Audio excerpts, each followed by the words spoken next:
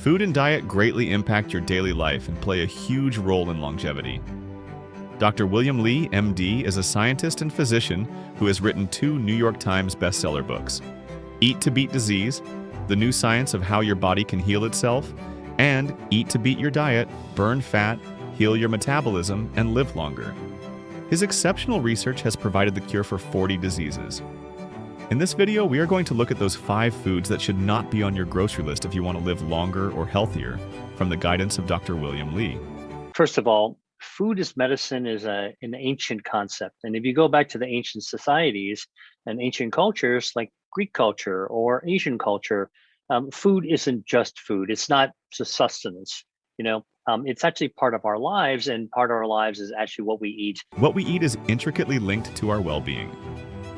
But how can your diet be a reason for longevity? While studies on foods that extend lifespans can often be contradictory, consuming fewer or no processed foods, trans fats, or high glycemic index, GI foods can help lower the risk of lifestyle-related illnesses and improve quality of life. Unfortunately, there isn't a single food that can extend your life and keep you healthy. It doesn't work that way. You need to eat a diverse diet. The good news is that many foods are available to enhance our overall health and well-being. A well-planned plant-based diet has been shown to reduce the risk of many lifestyle diseases, such as stroke, high blood pressure, diabetes, heart disease, and obesity. But here we will consider those foods that should not be included in your diet, or their excessive use can damage your health and won't lead to longevity. As we age, our bodies need more care and attention in terms of food, physical activity, and avoidance of some foods. Dr. William Li will assist us.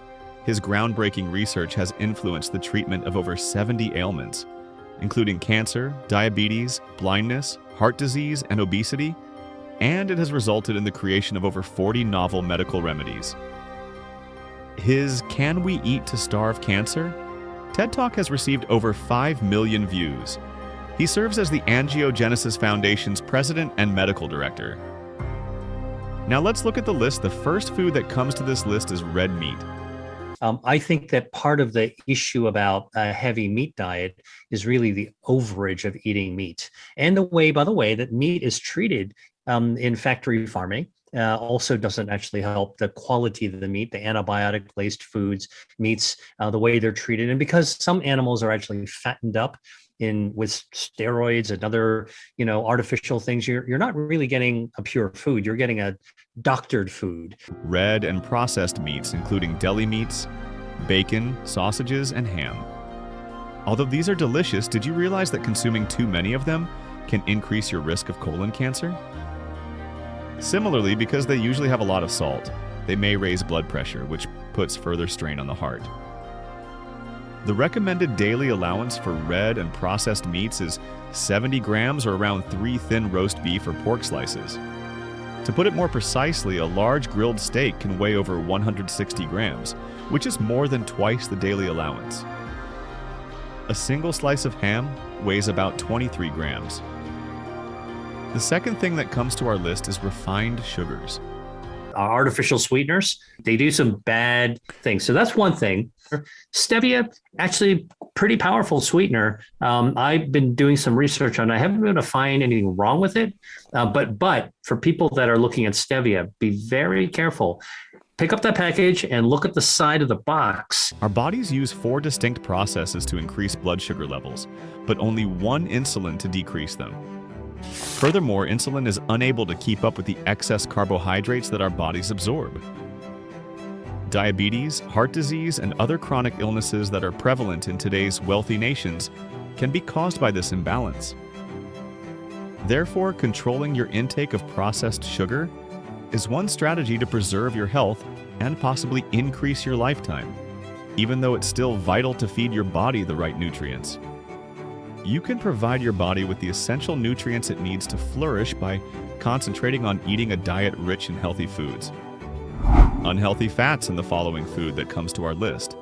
And this is where a special kind of fat, good fat, useful fat, hero fat, called brown fat, is located. Now, brown fat isn't jiggly.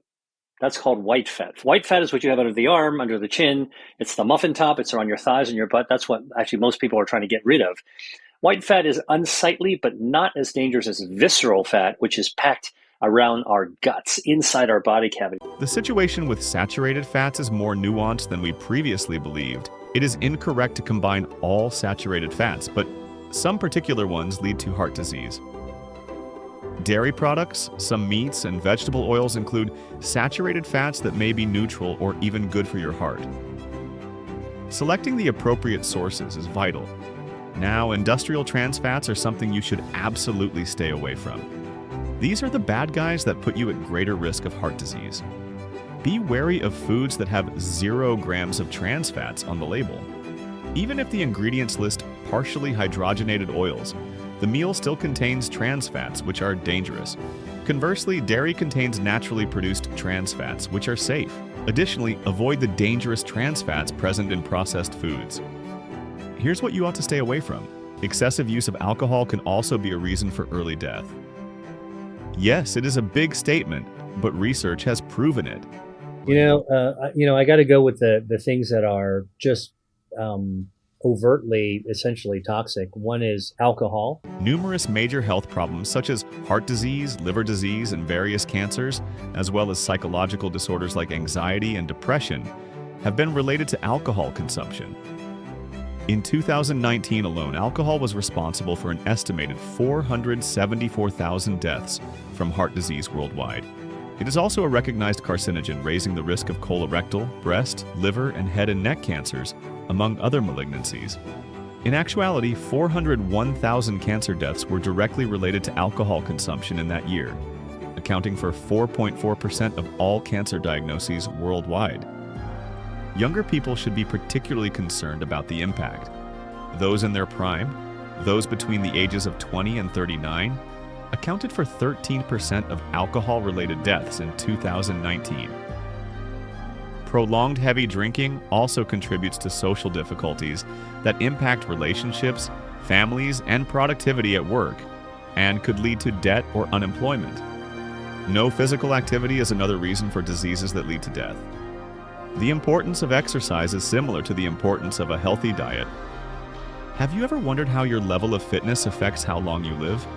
JAMA just released research that provides some compelling insights. It examined the relationship between long-term survival and cardiorespiratory fitness, a measure of how well your heart and lungs supply oxygen during exercise. Your CRF is higher the more fit you are, and it can be increased with regular or intense activity. Over 122,000 participants in the study aged 18 to 80 plus took treadmill tests to gauge their degree of fitness.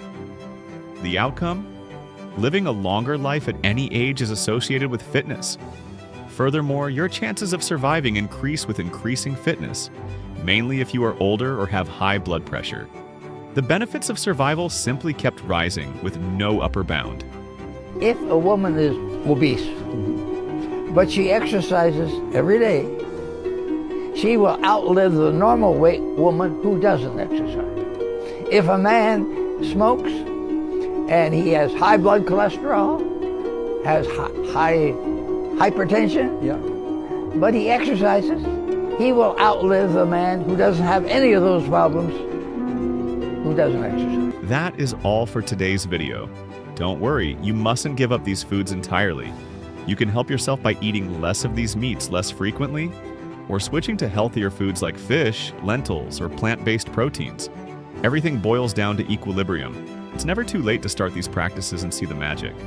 Try to embrace natural food, as that food has the potential to recover from chronic disease. Like and subscribe if you love this information, and follow for more. Stay tuned, stay healthy. On this positive note, we will see you in another video.